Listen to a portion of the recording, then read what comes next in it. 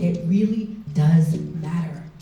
It does. And our kids' mental health matters as well, if not more so, because they don't have the ability to cope with a lot of the things that they deal with. But these conversations don't start with the traumatic conversations. Something as simple as, how was your day? Who did you sit next to at lunch today? You know, what made you happy?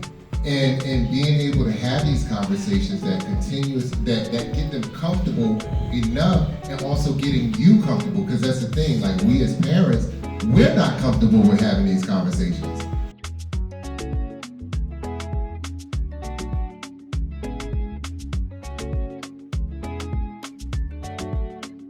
I usually get people that have already been to therapy and didn't quite make sense because they didn't, even if they look like us, they didn't understand us.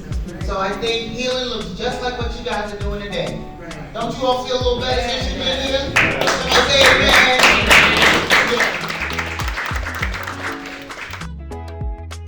You can stop yourself. That's right. Allowing a person, place, or process to distract you from life pleasures while these haters measure how and why we do what we do. Never would they ever be able to walk a mile in our shoes. Giuseppe's, Red Bottoms, and even Yeezys, you know it's an everyday struggle how we maintain our hustle here. We work so hard, but we give praises daily. Thanks be to God. Now we smile. No, we would never receive our due accolades, but you see, our awards come from the youth. Watch their light shine. Shine brighter than the diamond on the hand of a woman who used to be banned from doing whatever. But we are standing here strong and tall in the Bronx together.